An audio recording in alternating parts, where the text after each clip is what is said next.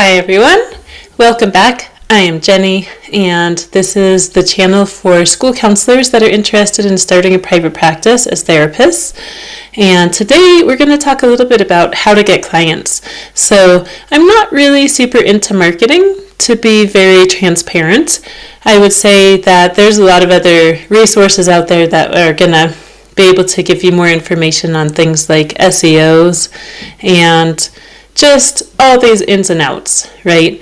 I can tell you that I belong to some groups with other therapists, and we share referrals back and forth, so that's a resource for me.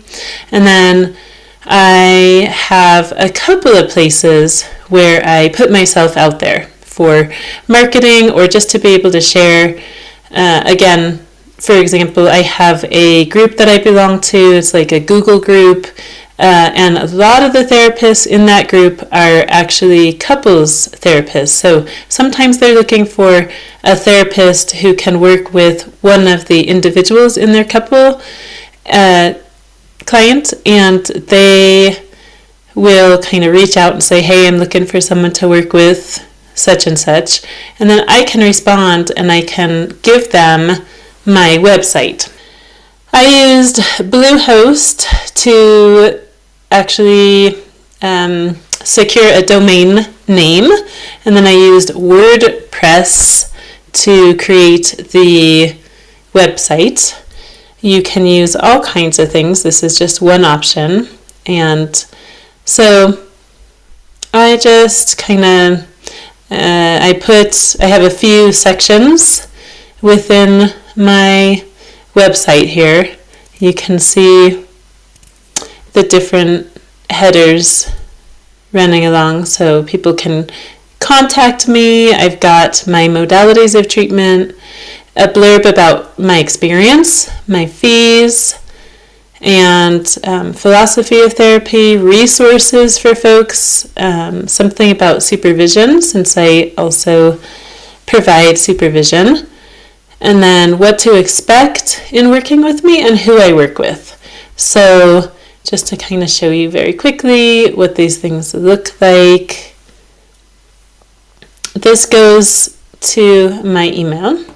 So when people contact me there, modalities of treatment. So I do put in some of the main modalities that I use.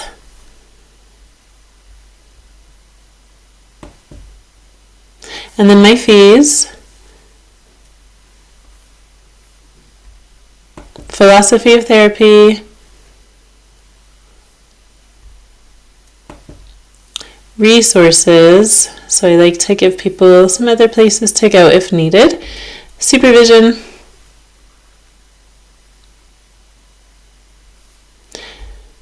what to expect in working with me, and I have an intro video here for folks that want to look at that,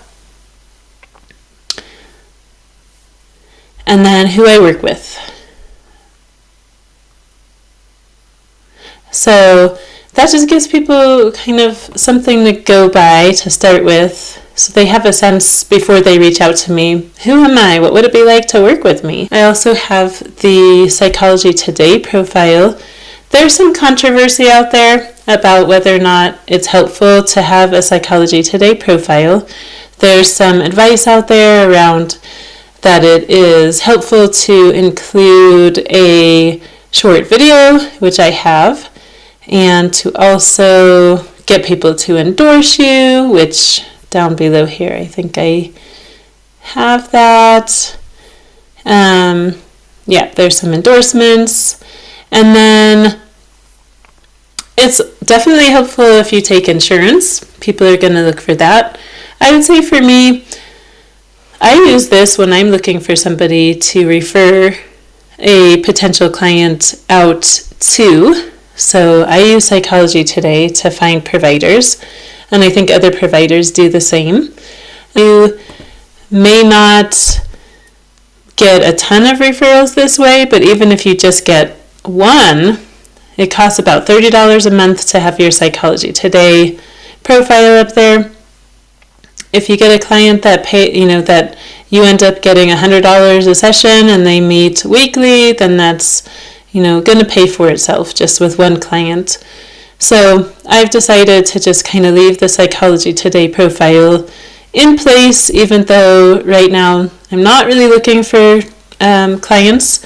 And I will say, at least right now, as of today, in the location that I'm in the time period that we are in, being able to take a lot of different insurance, including Medicaid, Medicare, Kaiser's, like United, Aetna, Cigna, Anthem, Blue Cross Blue Shield, and others, but those are some of the maybe biggest ones. That pretty much covers me. A lot of folks that are looking for help, they can find me that way.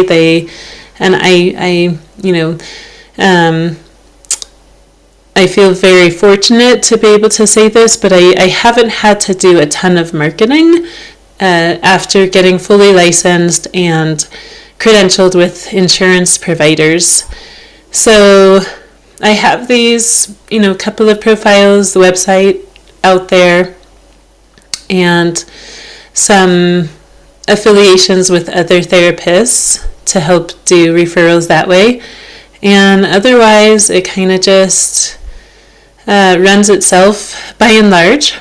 Now, I think that if you did not want to take insurance, if you wanted to have maybe a bigger caseload than what I have, which is around 20 sessions a week, then maybe it would, maybe you would find yourself needing to find other avenues. One of the pieces of advice that I have heard is to try to figure out a niche. So rather than being all things to all people, to really kind of hone in on what kind of client do you want to work with, what kind of modalities do you want to use. So in our next video, I'm actually going to go through something that I call a target exercise, which will kind of give you a way to start to hone in on your identity. What do you want to focus in on? So I'll share that with you next video and see if that's helpful. And for now, I wish you well, and I hope that you keep in mind you have options and opportunities. Until next time, see you soon.